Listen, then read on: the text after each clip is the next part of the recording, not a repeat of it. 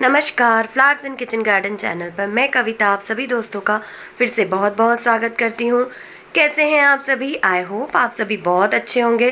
Friends, देखिए बहुत अच्छी ब्लूमिंग स्टार्ट हो गई है अब गार्डन में, क्योंकि धूप निकलने लगी है ना।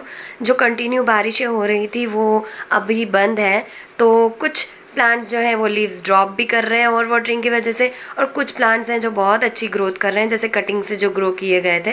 तो ये हाइबिस्कस भी मैंने पिंक वाला कटिंग से ग्रो किया था, और कितनी अच्छी इसमें कलियां बन रही हैं और बहुत ही बढ़िया तरीके से वीडियो में ये जो फ्लावर्स दिख रहे हैं, बिल्कुल ऐसे ही फ्लावर्स मेरे गार्डन में ओरिजिनली देखिए खिल रहे हैं। कोई मैंने इसमें एडिटिंग करके इनका कलर चेंज नहीं किया है।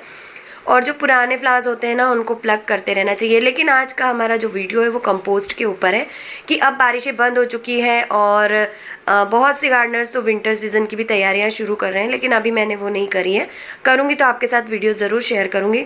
तो फ्रेंड्स देखिए, अब आपको कंपोस्ट के बारे में आज मैं कुछ जानकारी देना चाहती हूँ कि लिक्विड कंपोस्ट ज़्यादा बेस्ट होता है मानसून सीजन में या ड्राई कंपोस्ट। तो बहुत से लोग इस बारे में जानते हैं, लेकिन बहुत से गार्डनर्स जो न्यू गार्डनर्स हैं वो नहीं जानते हैं कि कंपोस्ट कौन सी डालनी है। तो वो कुछ भी किसी भी तरीके से डाल देते हैं और फिर उनके प्लांट्स खराब होने लगते हैं, ब्लूमिंग नहीं करते हैं, और फिर वो बोलते हैं कि हमारे प्लांट्स में ब्लूमिंग क्यों नहीं हो रही है। तो सबसे पहली बात ये है कि आप अपने जो प्लांट है उसके बारे में समझिए, उसके बारे में जानिए कि वो सन लविंग प्लांट है या शेड लविंग प्लांट है। तो दोनों तरीके के प्लांट होते हैं। इंडोर प्लांट्स भी होते हैं जो शेड में भी ग्रो कर जाते हैं, जो अंधेरे कोने में भी ग्रो कर जाते हैं। लेकिन अभी हम कंपोस्ट के बारे में बात करेंगे। तो सबसे पहले मैं आपको बता दूं कि जो फ्लावरिंग प्लांट होते हैं उनको आप फुल सनलाइट में रखिए, और आपको उसमें कौन सी कंपोस्ट देनी है तो वो भी मैं आपको बताऊंगी। लेकिन सबसे पहले लिक्विड कंपोस्ट के बारे में बात करते हैं। तो देखिए, मानसून सीजन में बहुत ज़्यादा बारिश होती है, पानी पौधों में गिरता रहता है, जो मिट्टी होती है वो सॉगी रहती है बहुत ही ज़्यादा। लेकिन जो लिक्विड कंपोस्ट होता है, अगर आपने लिक्विड बनाया है और वो अगर आप अपने प्लांट में डाल रहे हैं तो सोचिए और भी ज़्यादा ओवर वाटरिंग हो सकती है। न्यूट्रिशन तो प्लांट को मिल जाएगा, लेकिन और भी ज़्यादा ओवर वाटरिंग की वजह से प्लांट खराब होने लग जाएगा। यानी कि जो फर्टिलाइजर है वो तो उसे मिल रहा है, लेकिन ओवर वाटरिंग की वजह से वो फिर से खराब हो रहा है, डायबैक हो रहा है। यानी कि ऊपर से तो पत्ते अच्छे नए नए आ रहे हैं, कलियां आ रही है, लेकिन पौधा नीचे से सूखने लगता है। वो ओवर वाटरिंग से होता है और वो लिक्विड फर्टिलाइजर देने की वजह से होता है। उसके बाद ड्राई कंपोस्ट की अगर हम बात करें तो ड्राई कंपोस्ट क्या होता है ना, स्लो रिलीज फर्टिलाइजर होता है। मॉनसून का जो पानी होता है उसमें तो वैसे ही फर्टिलाइजर रिच वो पानी होता है, तो पौधों को एक्स्ट्रा फर्टिलाइजर की जरूरत नहीं पड़ती है। जैसे ही धूप निकलती है ना, तो पौधे उसी गीली मिट्टी में से पानी और फर्टिलाइजर यानी कि उनका खाना खींचने लगते हैं। लेकिन जब वो खत्म होता है, धूप निकलती है, तब आपको ड्राई कंपोस्ट देनी होती है, ताकि जब फिर से बारिश आए तो वो धीरे धीरे रिलीज होता रहे। तो ड्राई कंपोस्ट जो होता है वो धीरे धीरे रिलीज होता है, इसलिए मॉनसून में हमें वही फर्टिलाइजर देना चाहिए। और लिक्विड फर्टिलाइजर फर्टिलाइजर का काम तो करता है, लेकिन वो साथ साथ पौधे को खराब करने का भी काम कर सकता है। यहाँ पर मैं आपको फर्टिलाइजर की अगर बात चल रही है तो बता ही देती हूँ कि कंपोस्ट के अलावा आप अभी मॉनसून सीजन में डीएपी भी दे सकते हैं। अगर आपको बहुत अच्छी फ्लावरिंग चाहिए, बहुत ज़्यादा फ्रूटिंग चाहिए, तो आप उसमें डीएपी के कुछ दाने मिक्स कर दीजिए। रेशो मैं आपको बता देती हूँ, अगर 12 इंच का गमला है तो आप 10 से 15 दाने मिट्टी में दबा दीजिए, और बारिश के पानी के साथ साथ या अगर आप पानी डालेंगे तो उसके साथ साथ वो धीरे धीरे रिलीज होता रहेगा और वो बूस्ट करता रहेगा। देखिए यहाँ पर ये जो रोज़ प्लांट मैं आपको दिखा रही हूँ, इनमें इतनी अच्छी ग्रोथ क्यों हो रही, क्योंकि मौसम भी ठंडा हो गया था। दूसरी बात यह है कि मैंने इनमें डीएपी अप्लाई कर दिया था। तो रोज़ प्लांट जो होता है ना, उसके लिए डीएपी बहुत ही बेस्ट होता है।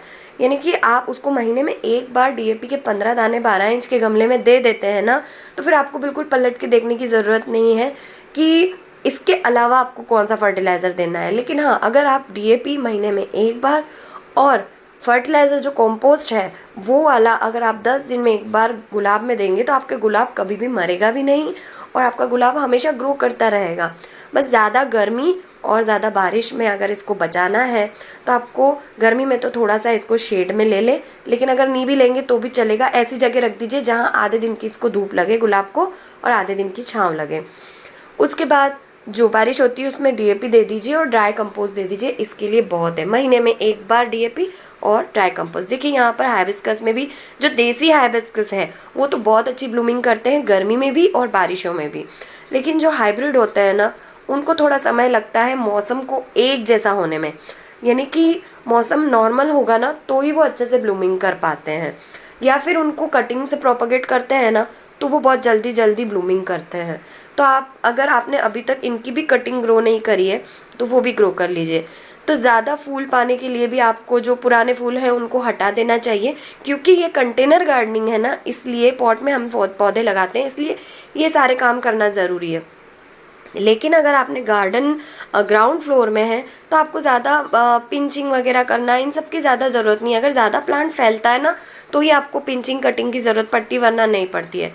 तो फर्टिलाइज़र में मैंने आपको बता दिया है कि ड्राई कंपोस्ट जो होता है वो बेस्ट होता है। तो फ्रेंड्स, नेक्स्ट वीडियो भी मैं लेकर के आने वाली हूँ कटिंग के ऊपर, तो अगर आप वो वीडियो देखना चाहते हैं तो आपको मेरे चैनल को सब्सक्राइब करना पड़ेगा। तो जी छोटी सी रिक्वेस्ट है कि अगर आप मेरे चैनल पर न्यू हैं तो इसे सब्सक्राइब कर लीजिए और बेल आइकन ऑल पे प्रेस कर लेंगे ना, तो जो जितनी भी मेरी नेक्स्ट वीडियोज़ है गार्डनिंग से रिलेटेड जानकारी है वो आप तक डायरेक्टली पहुँचती रहेगी। और बहुत ही जल्दी ज़ोरा पे भी मैं वीडियो लेकर के आने वाली हूँ। और फ्रेंड्स, अच्छी ब्लूमिंग के लिए आपको अब जब धूप निकल गई है तो पौधों को फर्टिलाइज़र देना होगा, क्योंकि बारिश के पानी से ना सारा फर्टिलाइज़र बहकर निकल जाता है। तो आई होप आज का ये वीडियो आपको पसंद आया होगा, जानकारी पसंद आई होगी। ड्राई कंपोस्ट और लिक्विड कंपोस्ट आपको कब अप्लाई करना है ये समझ में आया होगा। अगर नहीं समझ में आया तो फिर भी आप मुझे कमेंट बॉक्स में कमेंट करके पूछ सकते हैं, मैं आपको ज़रूर आंसर करूँगी। मिलते हैं नेक्स्ट वीडियो में फिर किसी नई जानकारी के साथ, तब तक के लिए बाय, टेक केयर, जय श्री कृष्णा।